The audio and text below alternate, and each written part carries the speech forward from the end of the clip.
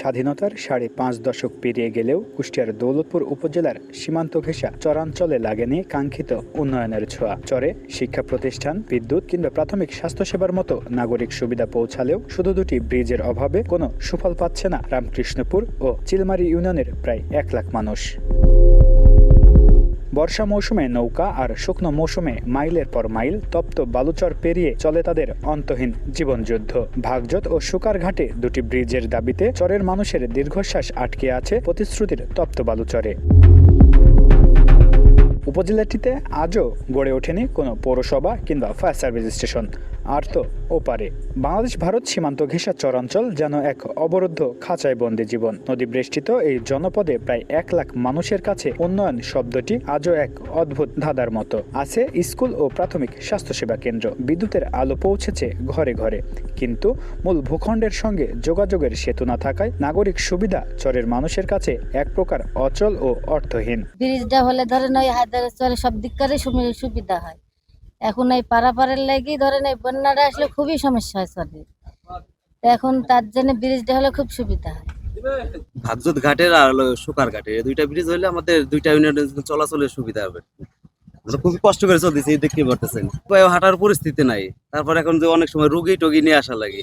উপজেলা সদর থেকে প্রায় 30 কিলোমিটার দূরের এই চরে পৌঁছাতে প্রতিদিনের ভোগান্তি অবর্ণনীয়। চরের ভিতরে টুকটাক রাস্তা হলেও মূল ভূখণ্ডের সাথে সরাসরি কোনো সংযোগ সড়ক নেই। বর্ষা মৌসুমে উত্তাল পদ্মায় একমাত্র ভরসা শুধু নৌকা, আর শীত কিংবা গরমে মাইলের পর মাইল তপ্ত বালুচর পাড়ি দিতে হয় ভ্যান, ট্রলি কিংবা মোটরসাইকেলে। যোগাযোগের এই বেহাল দশায় সবচেয়ে বড় আঘাত আসে এখানকার অর্থনীতি ও সামগ্রিক জীবনযাত্রায়। বাড়ির মুমূর্ষ রোগীর উন্নত চিকিৎসার জন্য শহরে নিতে গিয়ে পড়তে হয় চরম ভোগান্তিতে। অনেক সময় পথে ঝরে যায় তাজা প্রাণ।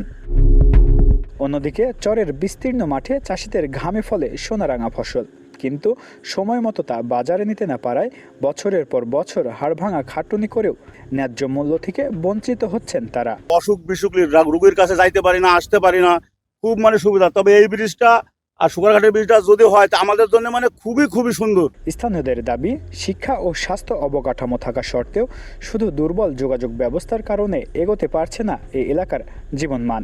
ভাগজত ও সুকারঘাটে দুটি ব্রিজ নির্মাণ হলে এক নিমিষেই বদলে যাবে পুরো চরাঞ্চলের মানুষের জীবনযাত্রার মান।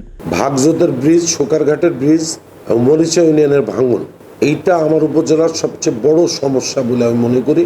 উন্নয়নের ক্ষেত্রে আমি সংসদে 2 দিনে প্রশ্ন তুলেছি, আমি একটি ডিও লেটার দিয়েছি মাননীয় এলজেডি মন্ত্রী বরাবর। উনি ডিও লেটারে সচিব মহোদয়কে মার্ক করে দিয়েছেন প্রয়োজনীয় ব্যবস্থা নিন বলে। সচিব মহোদয়ের সাথে দেখা করে যাতে তাড়াতাড়ি এই ব্রিজ যদি নির্মাণ করা যায় তার জন্য চেষ্টা করব। নম্বর রামকৃষ্ণপুর এবং চিলমারি ইউনিয়ন, এই দুইটা ইউনিয়নই আমাদের মূল ভূখণ্ড থেকে বিচ্ছিন্ন। এই দুটো ইউনিয়নের প্রাণের দাবি, অনেক দিন থেকে জনগণের দাবি যে দুইটা ইউনিয়নে যদি ব্রিজ হতো তাহলে আমার ইউনিয়নের মানুষ স্বস্তি পাইতো। এই দুইটা ইউনিয়নের একটা হলো ভাগজত খেওয়াঘাট আর একটা হলো সুকারঘাট। এই দুইটা ইউনিয়নে প্রায় আপনার 80-90 হাজার জনগণ বাস করে। এই জনগণের এই যে ভোগান্তিটা বন্যার সময় হয় বা এই যে মৌসুমে, বর্ষা মৌসুমে যে সমস্যাটা হয়, এই সমস্যাটা থেকে অন্তত পরিধান পাইতো আমাদের এলাকার জনগণ। প্রতিশ্রুতির তপ্ত বালুচরে আর কতদিন পূর্বে চরের মানুষের ভাগ্য? স্থানীয়দের আশা এবার হয়তো সব আশ্বাস আমলাতান্ত্রিক জটিলতা পেরিয়ে বাস্তবে রূপ নেবে।